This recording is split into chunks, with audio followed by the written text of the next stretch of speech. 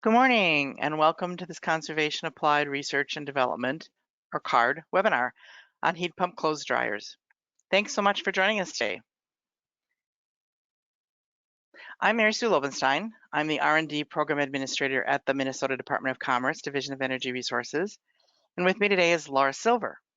Laura is a Senior State Program Administrator at the department, where she reviews Utility Conservation Improvement Program, or SIP, triennial plans and annual status reports. Laura is the project manager on the research that is the subject of today's webinar, and she'll be moderating the Q&A portion of our program today. Before we start, I want to go through a few webinar basics, which will be familiar to most of you. All attendees will be in listen-only mode. We will answer all questions at the end of the presentation, but as questions occur to you, please send them to us via the Q&A panel. We'll do our best to answer all questions within the time allocated, but if for some reason we don't get to some, we will answer them after the webinar. This webinar is being recorded and will be available on both the department's and Slipstream's websites, and also the slide set from the webinar will also be available. Just for some context, this webinar is one in an ongoing series designed to summarize the results from research projects funded by Minnesota's Applied Research and Development Fund, which was established in the Next Generation Energy Act of 2007. The purpose of the fund is to help Minnesota utilities achieve their energy savings goal.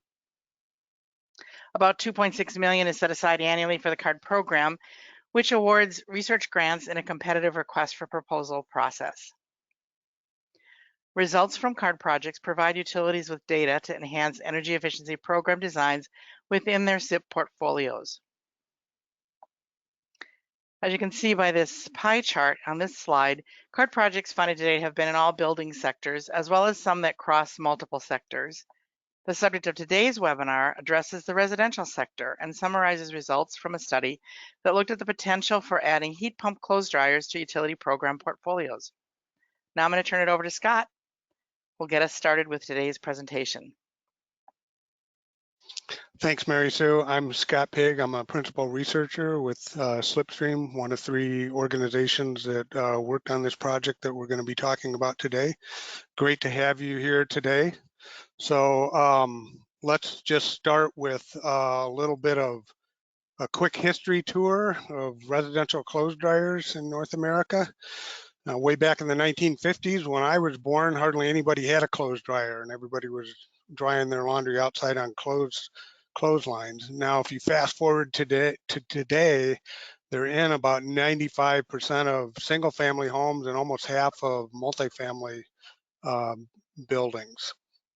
So until heat pump dryers came along, there wasn't really a whole lot going on in terms of technology for clothes dryers. The last major innovation was back in the 1960s, even the late 1950s, when automatic moisture controls were introduced. And those controls are pretty important because our study and other studies that others have done have shown pretty clearly that one of the biggest sources of energy waste in laundry drying is when the dryer keeps running after the clothes are already dry. And so those moisture controls were a big innovation, but I'll also mention, and we'll see a little bit of evidence of this, that research has shown that those moisture controls are kind of hit or miss. Sometimes they work well, sometimes they don't. So now fast forward from 1960 to the 1990s, and that's when heat pump dryers were first introduced in Europe. They didn't really come across the pond until sometime around 2010 or later. And they're still pretty rare here in the US. And now we're going to come back a couple of times here to why it's important that those heat pump dryers have their roots in Europe and what that effect has been on the market for heat pump dryers here in the US. But first, let's just focus in on the Minnesota market for a moment. And today, what we're really going to be talking about is all the stuff that's in green on this slide. And that's about 1 million single-family homes in Minnesota that have an electric clothes dryer, as well as about 150,000 apartments and condos in the state that have in-unit electric dryers. Now as you can see from the slide, there's lots of homes that have gas or even propane dryers in the state. There's also the majority of multifamily properties have common area laundry, not in-unit laundry, but we're really not talking about any of those situations today. It's just about the in-home or in-unit electric dryers. So before we get into heat pump dryers, let's just go over a little bit of some general dryer taxonomy. So the dryer on the right here, the one without the cat sitting on it, is what we would call a standard or a full-size dryer here in the US. The one on the left, the one with the cat sitting on it, is what we would call a compact dryer. And here in North America, the market for those is mainly apartments and condos where there's often space constraints on laundry equipment. But if you go over to Europe, the one on the left was what they would just call a dryer, because that's about all that's sold there. And the one on the right, Europeans would consider to be some kind of mutant oversized dryer that only an American would want. The other difference between Europe and the US is that almost all European style dryers are ventless, which means that instead of shooting all the moisture laden air that, after it goes through the dryer drum, instead of shooting it outside of the house, they recirculate that air and condense the moisture out of it. In contrast, almost all the dryers that we have here in North America are vented, which means it's a one pass through the dryer and then out the house it goes. So in general, we're going to be talking about, and you should be thinking about dryers in terms of like big US vented dryers versus small European style unvented dryers. Okay, so let's talk about how a heat pump dryer works by contrasting it with how a conventional dryer works. So over on the left of hand side of this slide, you can see a diagram of a conventional dryer, which is a pretty simple device actually. All it's got a motor that runs a blower and turns the drum, and that blower pulls air in the back of the dryer. It goes over about 5,000 watts worth of electric heating coils to heat it up. It goes through the dryer, picks up a bunch of moisture, goes through a lint trap, and then out it goes right out of the house. That's about it. So the heat pump dryer is a lot more complicated, as you can see. You've got this, in addition to all the stuff that I just talked about, you've got a heat pump compressor, some refrigerant lines, and two sets of refrigerant coils, one that gets hot and one that gets cold. So if we start in this diagram kind of at the back right-hand corner, the dryer air goes over those hot coils, it gets heated up, it goes up and in the back of the drum, goes through the drum, picks up moisture from the clothing, it goes out of the drum through the lint trap, and then it goes through a secondary filter or lint trap, because you really don't want a bunch of lint fouling up those heat pump coils in that dryer. And then that last step is where the magic really happens, and that's where that warm, moist air that came out of the dryer drum passes over the cold side of the heat pump coils, and the moisture condenses out onto those cold coil surfaces, and then it's either collected in a pan to be dumped out at the end of the load, or it's pumped straight down the drain. So instead of shooting the air out of the house, heat pump dryer recirculates it over and over, and that's another key distinction between the two. So as you can imagine, all of that technology adds up to a fair amount of hardware that's in a heat pump clothes dryer that you won't see in the bottom of a conventional dryer, which, as you might also expect, makes a heat pump dryer a fair bit more expensive than a conventional electric dryer. Generally speaking, we think in terms of an extra $400 to $600 for a heat pump over a comparable conventional dryer.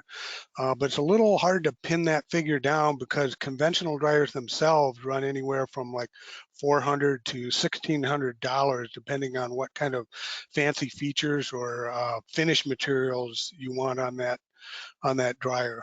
But I can say that the various dryers that we purchased for this project at retail prices, we got for between $1,100 and $1,500 a piece. Okay, so let's talk about product availability of heat pump dryers in North America. If we start with the compact dryers, which is where this technology had its roots in the European style of dryer, there are lots of options. There's at least half a dozen or more manufacturers and multiple models available for purchase. They're not necessarily easy to find. Some of them are special orders, but the bottom line is there are lots of options for compact heat pump dryers. The story is completely different when it comes to full-size heat pump dryers. When we first wrote our grant proposal for this project, there were 3 manufacturers that had a full-size heat pump dryer on the market. By the time we started the study, 2 of those had dropped out of the market entirely. And then shortly after we got going in the field, the last one, Whirlpool, temporarily pulled their product off the market for a while to retool it and reintroduce it. So we had to wait about a year for that Whirlpool dryer to come back on the market so that we could get our field study really rolling. So, in contrast to the compact dryers, lots of options. Full-size American style heat pump dryer, you have one option. It's a Whirlpool dryer. It's actually a hybrid dryer in that in addition to the heat pump technology, it's got some electric resistance coils in the back, not as much wattage as a regular dryer, but it does have electric coils to kind of give you the choice of speed versus efficiency. That's your only option right now. And I'll also note that right now, all of the heat pump dryers that are on the market are ventless. There are no vented heat pump dryers available. And just one more thing before I leave this slide is just a quick nod to what you see behind those 2 dryers and harken back to the 1950s when everybody dried their laundry on a clothesline. And I just want to remind us all that that clothesline is still the least expensive and most cost-effective way to dry your laundry if you have the wherewithal to do it. Okay, so just a quick rundown on what we did for our study.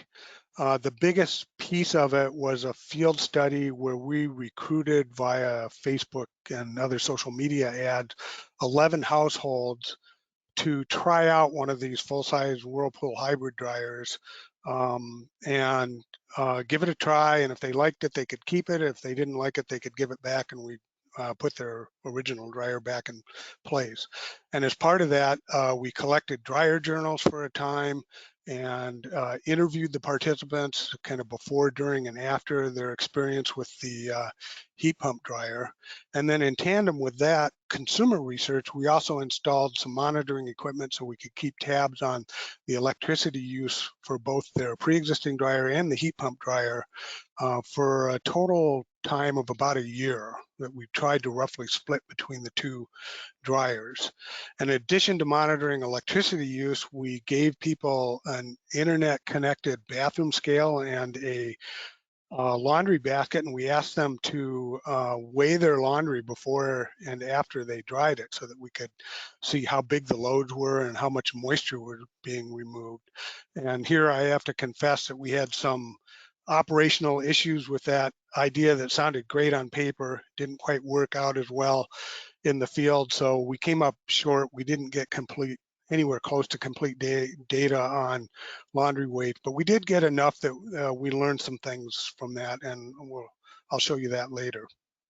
Okay, so now I'm going to turn it over to Ingo Bench with Evergreen Economics, who's going to talk about the consumer research portion of our project. Okay, thank you, Scott.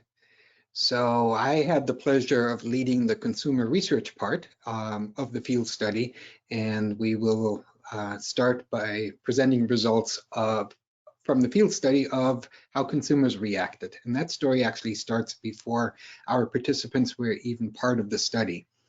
As part of the recruitment process, which largely took place via social media to get a representative sample of households that were looking at new dryers or had recently purchased new dryers. We asked about their awareness of heat pump dryers and heat pump technology. And of those participants that we recruited via the social media paths, only one had ever heard of heat pump technology, let alone heat pump dryers. So that tells us that the technology is not well known, awareness is low among Minnesotans.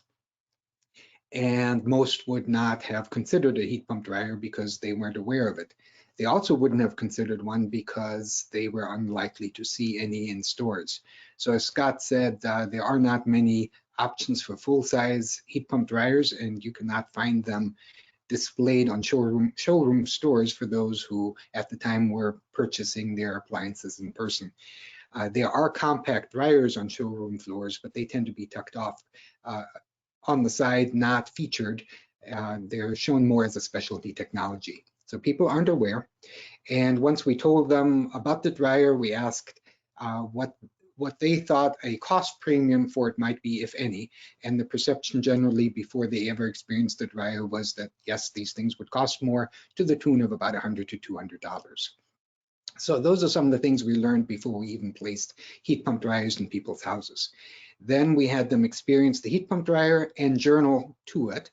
And we tracked them, or had them track their loads for 8 weeks via a dryer journal. And they did the same thing for the first 8 weeks of the metering period for their pre-existing conventional dryer. And the results shown here are the average metrics in how much people liked or how they scored the conventional dryer they had to begin with, and the heat pump dryer, along 6 different characteristics that we thought were important that we included in the journal. A couple of things to point out here. So the heat pump dryer scored better across the board on all metrics except for one, and that is the amount of time it took to dry the clothes. There it scored slightly lower. Across everything else, it either scored slightly better, or on one metric, it scored significantly better, noticeably, and that is features. That's because Whirlpool had included other features as part of their heat pump model that you wouldn't find in either a basic or a middle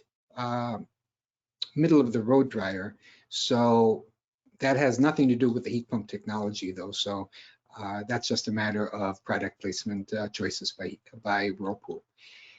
The metrics that we wanted to call out that we think matter the most are the dryer effectiveness, where the heat pump dryer met people's expectations slightly better than their pre-existing conventional dryer, and ease of use, where the heat pump dryer also scored slightly better. We included questions about the feel of the clothes and the perceptions about gentleness on clothes, because those are potential benefits of heat pump dryers that have been touted previously, and we wanted to see whether people had the sense that there was a difference, and the heat pump dryer scored slightly better on both of those as well. So moving on to the next slide.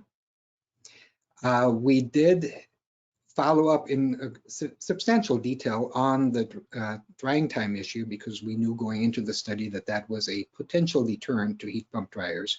So in the dryer journal, we had people record for each of the loads they did during the first 8 weeks, whether that was a load that they needed to finish as soon as possible, or whether they could let it take its own sweet time.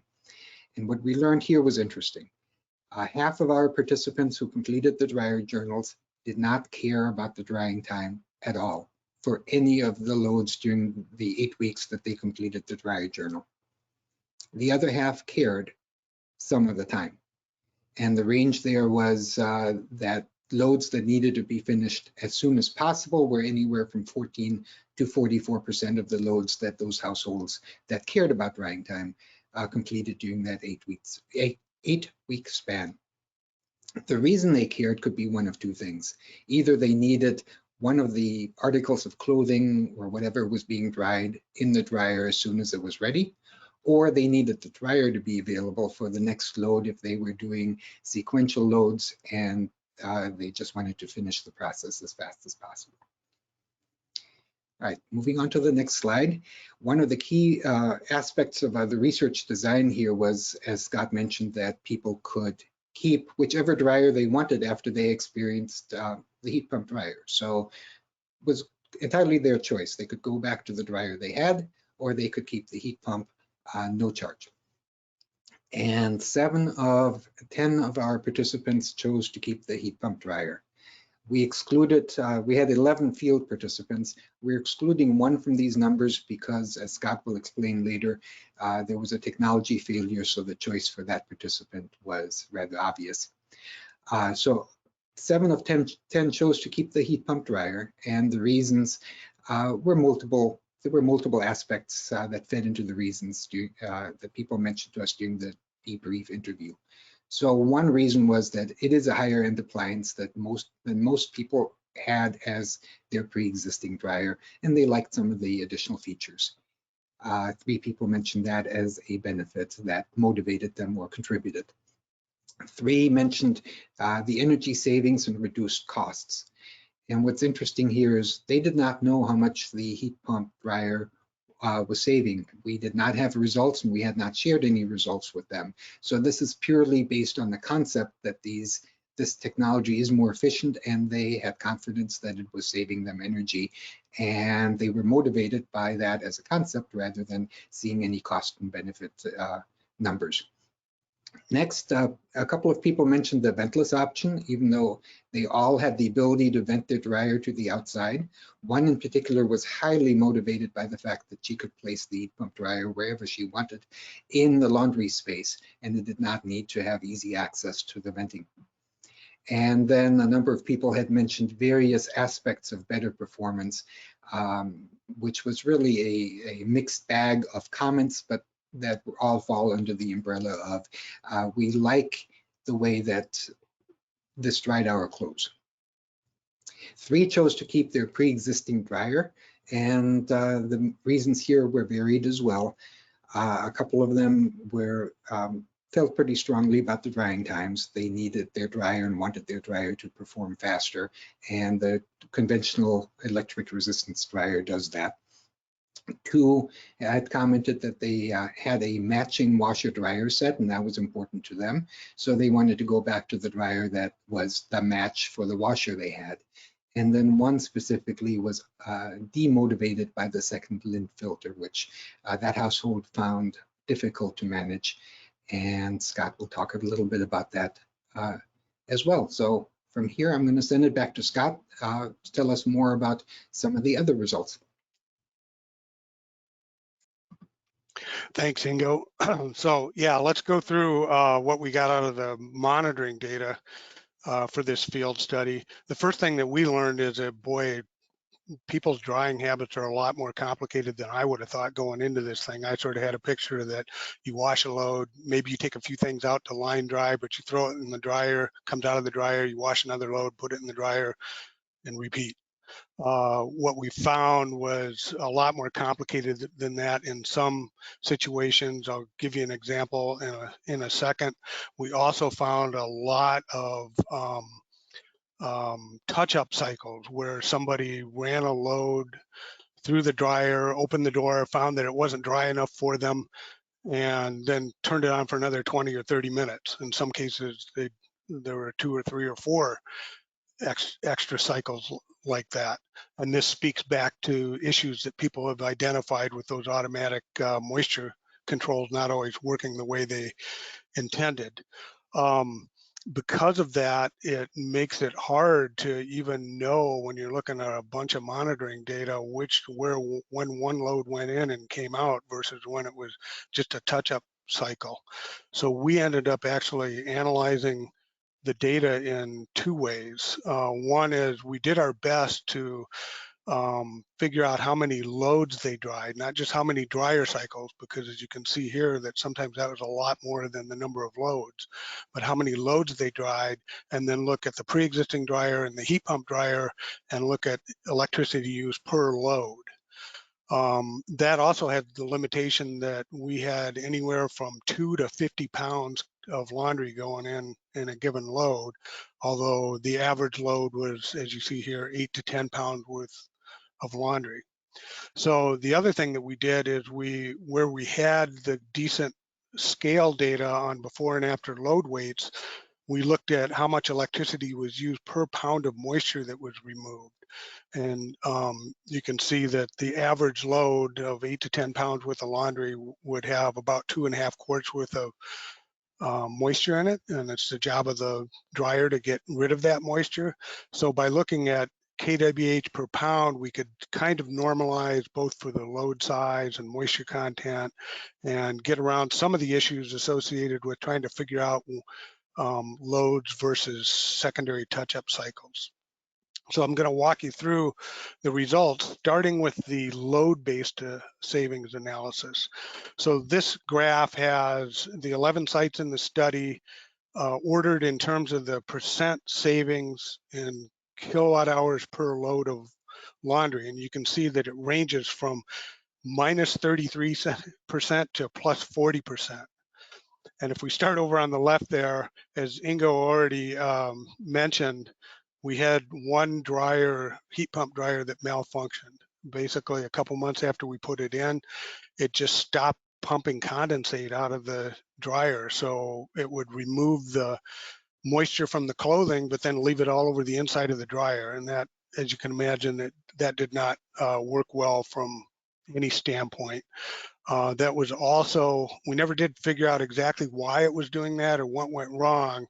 But I will note that that was the one dryer that we installed before Whirlpool took the model off the market and then came back in a year later with a new and improved version. So we're kind of setting that particular dryer aside. From there, we had this one that showed minus 12% savings. I'm going to skip over that for a minute and talk about it in a second. But beyond that, we had a couple of dryers that really didn't show much of anything, and then a whole bunch that showed somewhere in the range of 20 to almost 30% savings, and then two that were up there around 40% savings.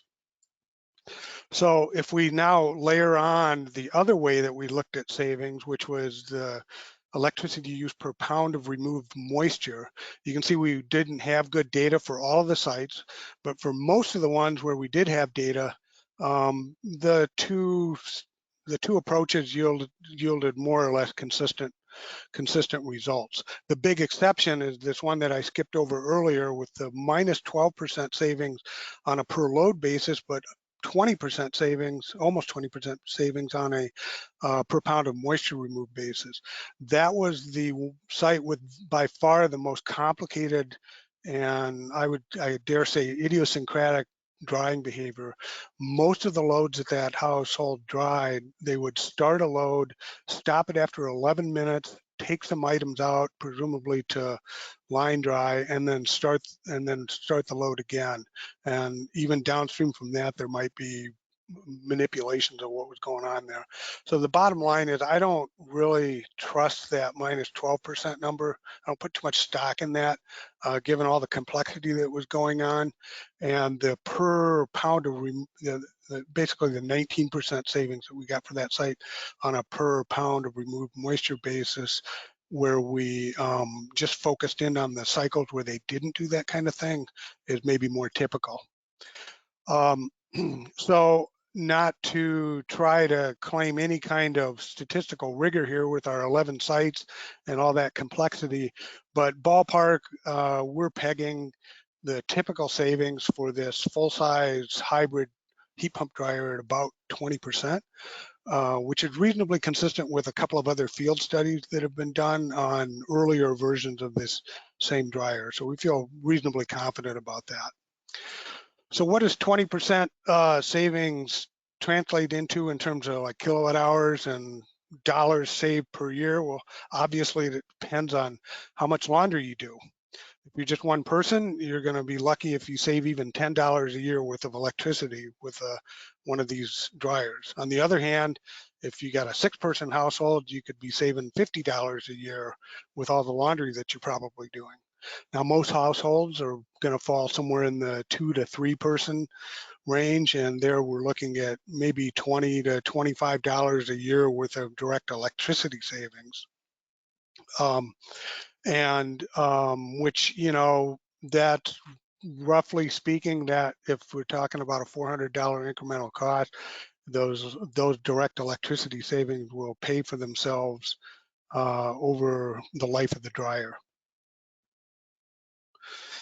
Okay, in terms of drying time, we certainly confirmed what everybody says about these dryers, that they take a lot longer to dry a load of laundry. We averaged about an hour and 15 minutes for the pre-existing dryers in our sample. That went up to about 2 hours and 10 minutes for the heat pump dryers. Now, like Ingo said, this wasn't an issue for everyone, and we even did some analysis with the pre-existing dryers that showed that it's really only maybe 20 to 30% of the time before they got the heat pump dryer that they put in a new load of laundry before a heat pump dryer would have got the original one done. But it certainly is an issue for some people, and so everyone needs to know that heat pump dryers do take a lot longer to get the laundry done.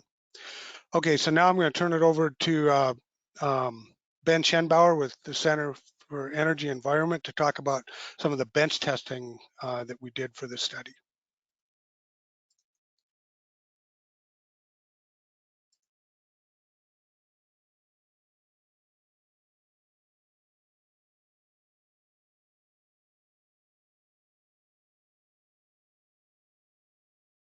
Ben, I think you're muted.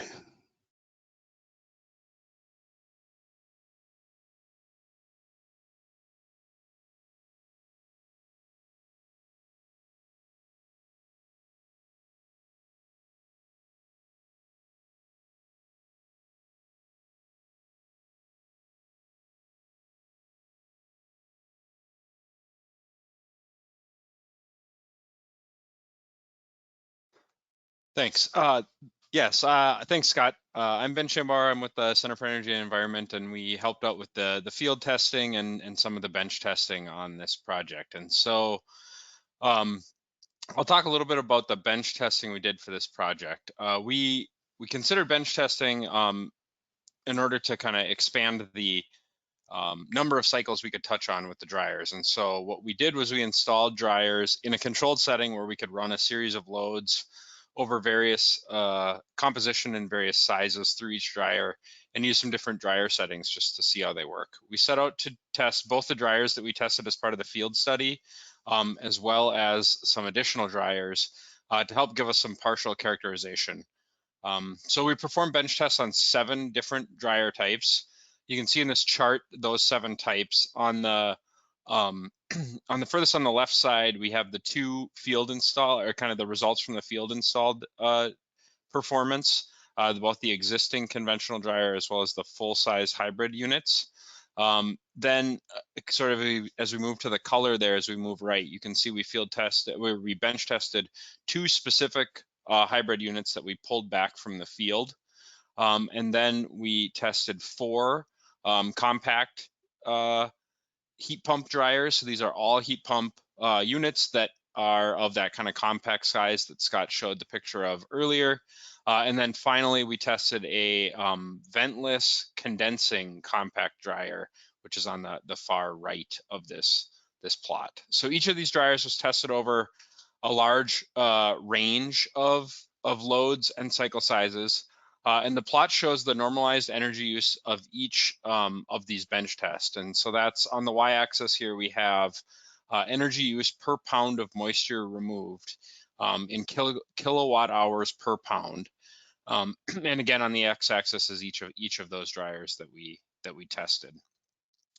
So if we look at kind of some of the specific results here, so obviously having more kilowatt hours per pound removed means that your dryer was less efficient, and as we get to lower and lower energy usage, we can see less or better performance.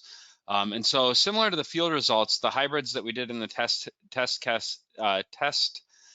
bench testing came in at around 0.5 kilowatt hours per pound. The compact heat pump units used about half that, at about 2.5 0.25 kilowatt hours per pound. And then the condensing compact units used actually quite a bit more energy than the compacts, but also more energy than the hybrids. And you can kind of see that on the far right-hand side of this chart again. And then what we saw from the bench testing with the hybrids kind of pretty well matched up with what we saw in our field study. So that was pretty encouraging that the bench test was giving us kind of characteristic performance. So I should also note that we did this over a range of load compositions and settings, as I mentioned, and you can see that's kind of denoted by the different colors and shapes of these plots in the bench testing side of the chart. And you can see there isn't a ton of significance to those. It didn't really seem to matter which kind of cycle setting we put or what the load composition was. The performance was pretty similar across the different unit types. One big thing we did notice, at least for some of the dryers that had importance, was the impact of filter maintenance on the dryers. The heat pump clothes dryers in our study used 2 lint filters, and the actual design and cleaning cycle for these filters differed by manufacturer, but it's typically something between cleaning the filters every cycle or kind of up to every 5 cycles. And you can see some pictures from the hybrid unit of those filters on this slide. This series of plots show kind of the impact of not cleaning the filters on the energy use of the unit for each load. And so each dryer was run through a series of cycles without cleaning the filter. The first and last test in each of these series is kind of shown in light blue on this plot. We're done with starting with a clean filter, and we use that kind of as a baseline energy unit use. And then each of the darker blue plots was a unit run without cleaning the filter. And you can see for the hybrid units over the course of 4 or 5 cycles, at one of the units, the energy use about doubled, and at the other, we got about a 50% increase. On the compact units, the impact was much smaller or insignificant, actually, for most cases. So you can see that cleaning these filters and failure to stick to the schedules can have a pretty big impact, especially for those hybrid units. So that filter cleaning is a pretty important aspect of maintaining these dryers. And so this slide just kind of throws back to the that idea that Scott mentioned earlier of the compact unit being kind of the standard dryer in Europe and other places in the world. And so we wanted to see how true that was for our usage patterns here. And so Scott mentioned earlier that the average was something around 10 pounds per load, but it actually turns out that about 95% of the cycles we measured in the field part of this project were below 15 to 16 pounds, which is kind of the range that the compact units say they're good for. And so that's 95% of the cycles we saw in the actual field use, would have fit fine in a compact unit. And so, this is, I guess I'll add a personal anecdote to this, is that sort of due to COVID and work from home orders, my basement was one of the bench test labs. And so I ran the bench test matrix on about 3 of the compact washers over the course of a couple of months at my house. And just with our setup in my basement, it wasn't practical to also use our existing standard dryer during that time period. So we just used the compact unit that was being bench tested to do our daily laundry when we're kind of outside the kind of test matrix. And my family has 2 adults and a 3-year-old, so we could do a pretty good amount of laundry. And we didn't really make any changes to our normal practice to accommodate the compact dryer size. We did the same number of cycles, the same types of cycles, and that included washing, king size bedding and drying it in the compact dryer, and had no real issues. And I guess one kind of final point on this, you can see in the pictures on the slide, a kind of standard 15-pound load and how it fits in the compact and full size unit. And you can see there's room in both of those units, and the load fits and will run fine.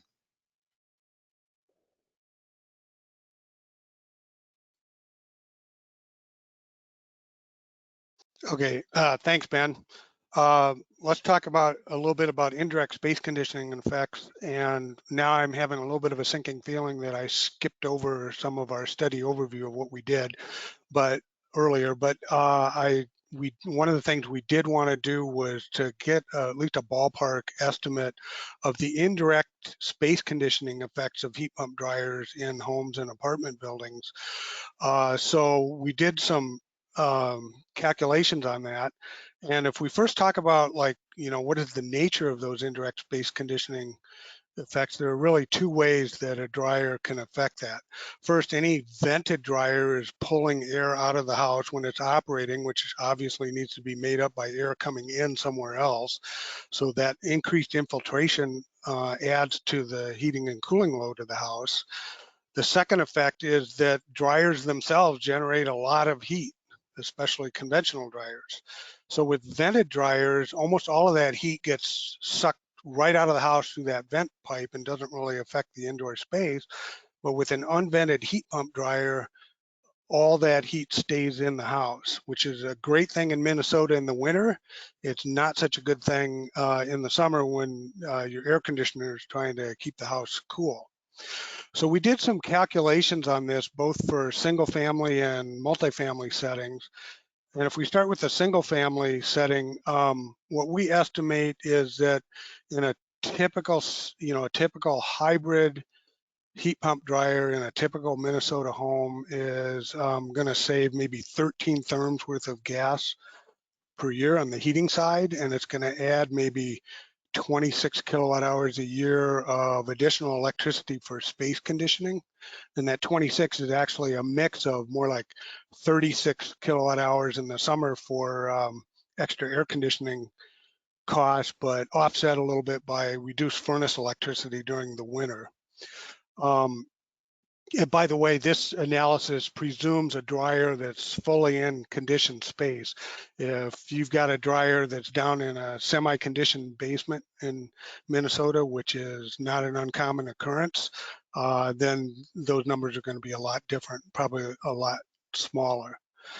So for multifamily, we did a similar analysis, but doing much more detailed modeling of the airflow dynamics and the heat loss equations and everything, but kind of amazingly, we came up with almost exactly the same numbers, 15 therms per year of gas savings per unit and an increase of maybe 28 kilowatt hours per year on the electric side. Now, if we translate that into dollars and add in the dollar value of the dryer electricity savings themselves, we come up with about $28 a year worth of savings for a typical single family home from a hybrid full-size heat pump dryer, and almost twice that amount for a multifamily apartment or condo that has a compact heat pump only dryer, and that's mainly due, that difference is mainly due to what Ben was talking about before, where those compact European style heat pump dryers just seem to be about twice as efficient as the hybrid model that we looked at. So let's focus in on the multifamily market just a little bit. We were definitely interested in seeing if this technology has a place in multifamily new construction. So we know that most multifamily new construction in Minnesota is low rise. It's mostly being built with in-unit laundry. Common area laundry is pretty uncommon these days. And so we just wondered, like, does it make sense to put up these buildings with, instead of all the dryer venting and associated cost, design them for ventless heat pump dryers. So if you do, design your new building for unvented dryers, then you avoid all the costs of installing dryer venting for each unit. But per Minnesota code, then you're also on the hook for providing the dryers, basically. Because you can't just like put up your building with no dryer venting and tell people they're on their own to figure out how to get their laundry dry.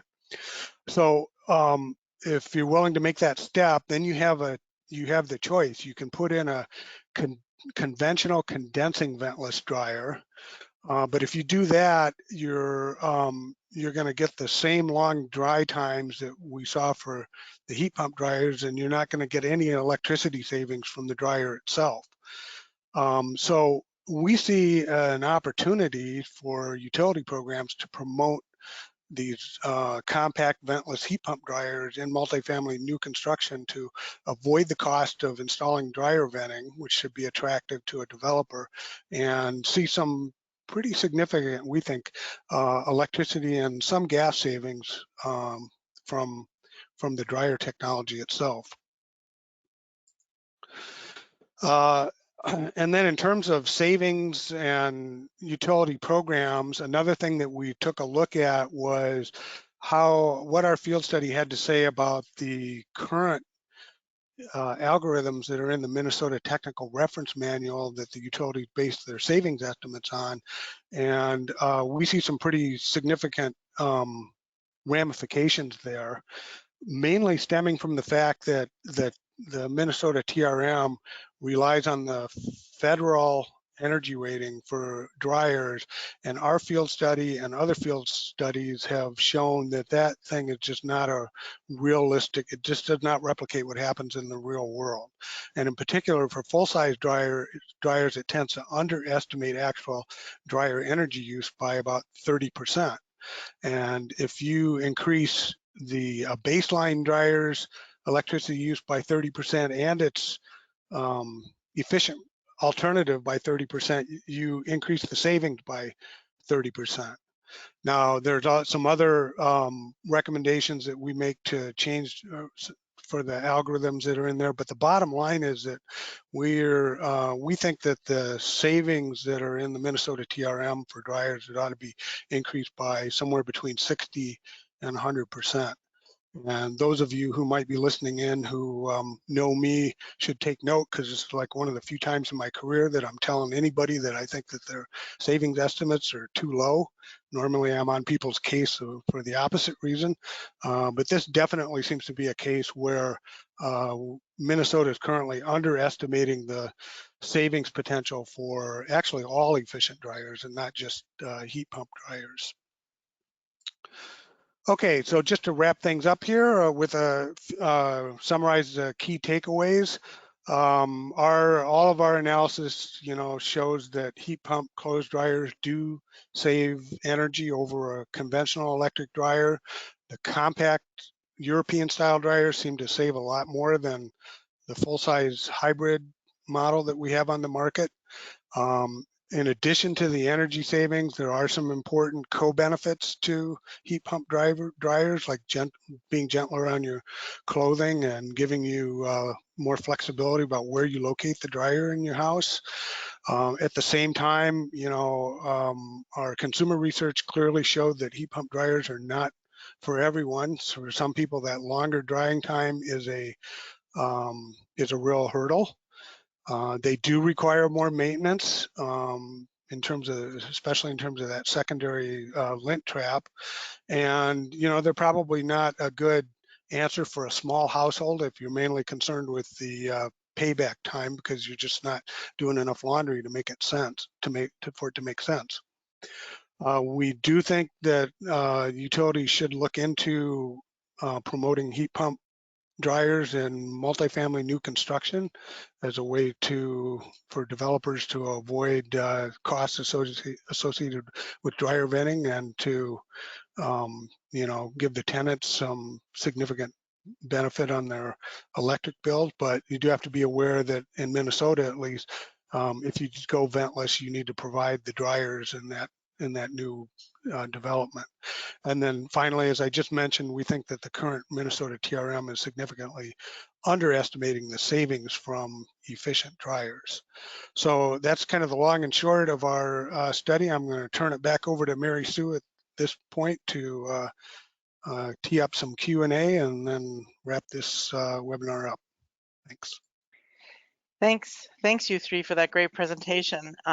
If you have not already done so, please type any additional questions into the Q&A panel and send them to us now. And Laura, do you have any questions from anyone? for anyone on the research team?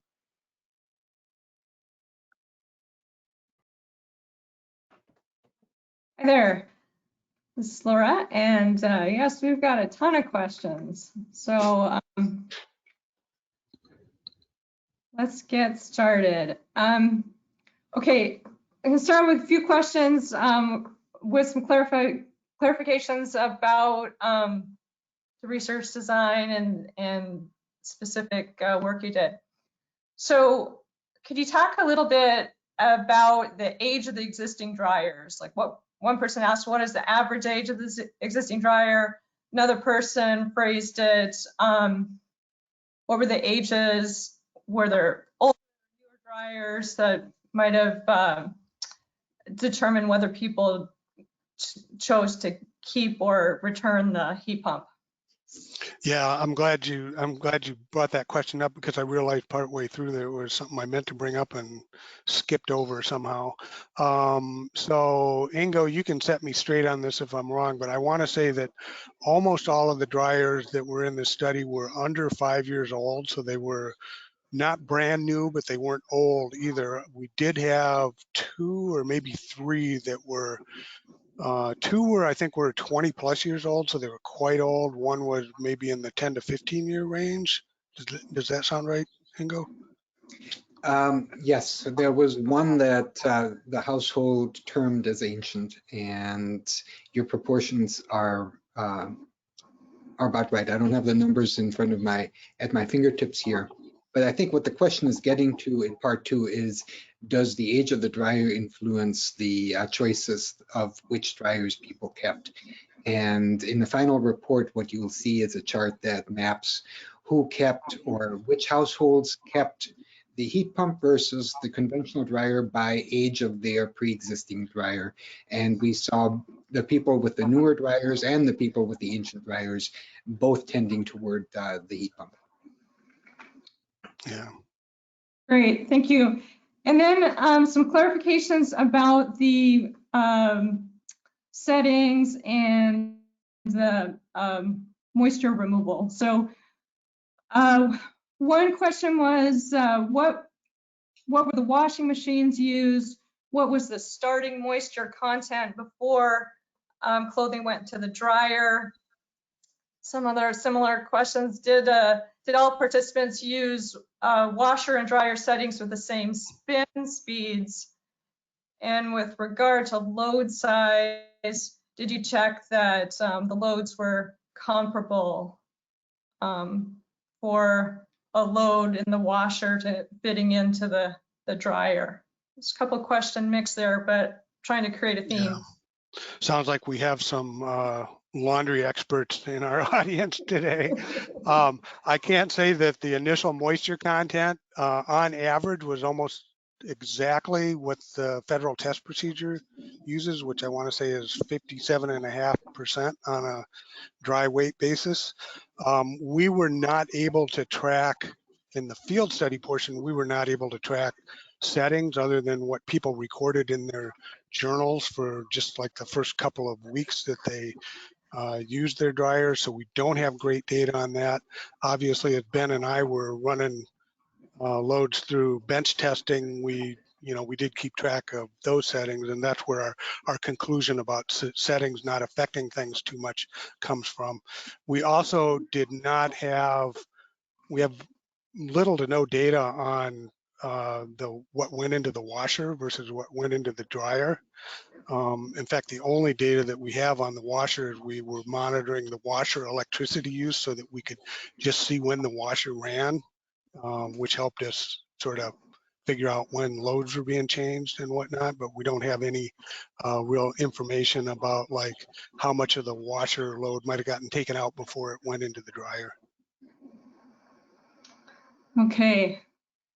I'm going to move on to a couple more technical questions.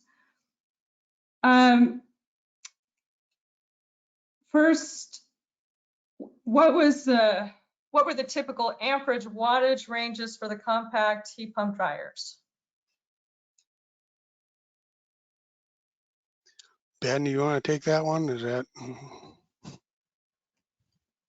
I'd have to jump back into the data to look. I will say they were pretty low. In fact, one of the ones that I tested, was just a regular standard outlet plug. The others did run off 220, or 240, but yeah, I'd have to look for exact Yeah, numbers. I want to say they're in the 800 to 1,000 watt range, maybe for the compacts. I can say that the Whirlpool, the full-size Whirlpool, the hybrid dryer that does have some resistance electric in it, typically when it operates, there's about 1,200 watts of resistance heat that comes on for about the first 10 or 15 minutes. And then that's on top of maybe 800 to 1,000 watts of the drum motor and the heat pump compressor itself. So it goes up to maybe 2,000 watts when you, in the first part of the operation. And then usually that heater shuts off and you don't see it come on again unless you have like an unusually large or wet load in that dryer. And the rest of the time, that full-size dryer is usually running around 1,200 watts for the remainder of the cycle. Whereas a conventional electric dryer, when it first starts up, it's up over 5,000 watts until everything gets heated up, and then those heating coils cycle on and off. So it kind of varies between 300 or so, and then up to 5,000 and back down as it finishes out the load. And you talked long enough that I could look up the actual numbers for the compact, and it is 400 to 800 watts. So even lower than I was remembering. Okay, well, we're trying to squeeze in, we've got a lot of questions, try to squeeze in one or two more very quick questions here that people might be interested in. So are heat pump dryers quieter or the same sound as electric dryers? That's a great question. They're different because of that compressor. They make kind of a refrigerator sound when they come on. And so I think you could, they have the same sound of the drum going and the clothes rolling around in it, but you have that addition of the compressor sound that you don't have with a conventional dryer, which isn't super annoying, but it's different, and I can see where some people would not like it. And then the other thing that comes to mind to me is one of the full-size dryers that came back out of the field. When I first started to bench test it, it sounded like a cement mixer in my basement. And eventually I figured out that one of the refrigerant lines was somehow too close to the side of the cabinet. And so as it was doing its heat pump thing, that thing was banging on the side of the cabinet, and all I had to do was push it over a little bit, but I had to take the dryer apart to do that. So, I mean, maybe occasionally you get a really unruly dryer that's really loud, but most of the time I think they're just different sounding. Okay, thank you all for a great job. We've got a lot more questions that we just haven't got to, so we'll have to follow up with those later, and I'll turn it back to Mary Sue for closing us out. Thank you. Thank you. That was really great. And thanks for all your questions. And we'll answer those afterwards and make a PDF of them all and have that available, as well as the slide set and the recording. So thanks, Laura, for that, organizing those questions so well. So the recording of this webinar and the slide set will be available on the department's website in a few weeks, and the final report will be available in a couple of months. When available, you can link to either of these from the quick links on our Applied Research and Development webpage, as indicated on this slide. The webinar recording and the slide set will also be available on Slipstream's website. The department's R&D page that's shown here has additional resources and information related to the CARD program and to CARD research projects, which you can check out by going to the link at the bottom of this slide. Thanks again for participating today. We appreciate your interest in CARD programs and projects. Our next CARD webinar will be on June 8th, in which the Minnesota Technical Assistance Program We'll discuss results from a 2-year project which sought to define energy use and efficiency opportunities for municipal drinking supply operation. Another upcoming webinar will be in July, and the date has yet to be determined for that. And in that one, the Center for Energy and Environment will present results from an investigation of the potential for an expanded scope of boiler tune-ups in commercial buildings. In order to keep abreast of upcoming CARD webinars as they are scheduled and other news related to the Minnesota Conservation Improvement Program, sign up for the SIP updates through our email list, and this link on this slide can help you do that. In the meantime, contact me if you have questions or suggestions for the CARD program or CARD webinars. And then one final reminder here is that there'll be a short evaluation that launches after the webinar is completed. So please take a few minutes to fill it out and let us know how we did today. Thanks again for participating, and hope your afternoon goes well.